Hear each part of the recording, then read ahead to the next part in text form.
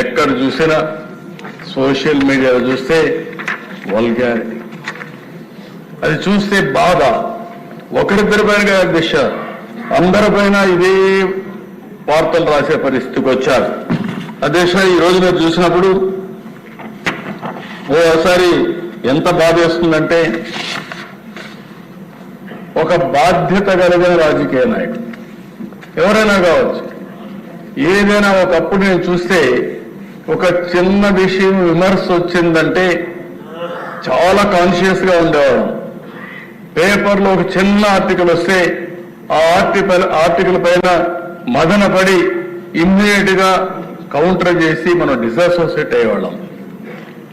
ఒకప్పుడు దశ మీరు కూడా ఉన్నారు. నేను తెల్లవారితో నిద్ర లేస్తే రాష్ట్రంలో అన్ని న్యూస్ పేపర్లో వచ్చే ఆర్టికల్ చూసుకొని 6 గంటలకు సమీక్ష చేసి అక్కడి నుంచి అధికార యంత్రాంగాన్ని ఉరికి తెచ్చిన పరిస్థితి. దాంతో ఒక భయంగా ప్రతి ఒక్కరు పనిచేశారు. ఈ రోజు మనం చూస్తే సోషల్ మీడియా చూస్తే ఈ రోజు ఎవరిపైన ఏ ఆర్టికల్ వస్తుందో ఏ ఫోటో వస్తుందో చెప్పలేని పరిస్థితి. నిన్న కూడా చూస్తే ఒక మాజీ ముఖ్యమంత్రిగా పనిచేసిన వ్యక్తి ఏదైతే తన తల్లి పైన లేకుంటే సోదరి పైన ఆర్టికల్స్ పెట్టి డ్యామేజ్ చేస్తే వాళ్ళని సమర్థించే పరిస్థితికి వచ్చాడు.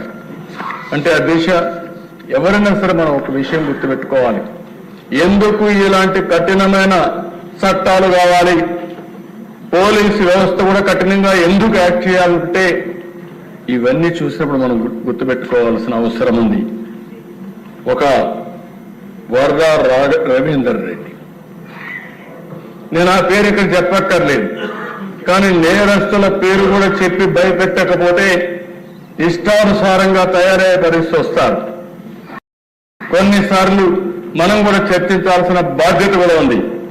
అతని మీద వైఎస్ఆర్కు పుట్టిన బిడ్డ కాదు, వైఎస్ విజయమ్మ బిడ్డ మాత్రమే.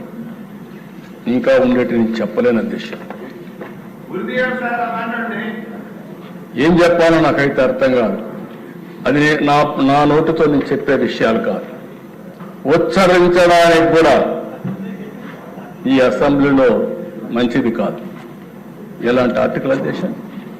అలాంటి వాణ్ణి నిన్న మాట్లాడుతూ అతని పేరుతో వేరే వాళ్ళు పెట్టారని చెప్తారా మీరు? ఒక నాయకుడు బాధ్యత ఇది అంటే ఇంకా వెనకేసుకొస్తున్నావు. అదే షర్మిల నిన్ను కూడా చెప్తా ఉంది.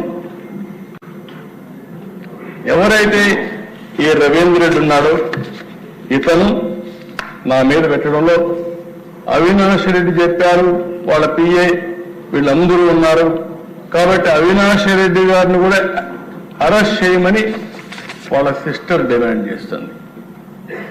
ఎవరైతే బాధితురాలు ఆవిడ డిమాండ్ చేస్తే ఈ పెద్ద మనిషి ఇప్పుడు కూడా సమర్థించుకునే పరిస్థితికి వచ్చాడు. ఒక్కరిని గురించి కాదు అధ్యక్ష, ఈరోజు ఎన్ని పోస్టర్స్ అధ్యక్ష.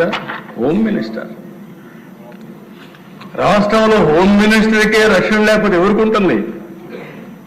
ఒక దళిత మహిళ క్యారెక్టర్ అసాసినేషన్ అంటే రౌడీలకు కూడా భయం లేకుండా పోయింది.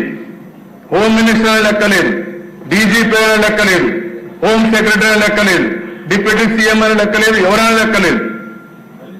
అంటే ఏంటి విచ్చలవిడతనం? ఏమనుకుంటున్నారు మీరు?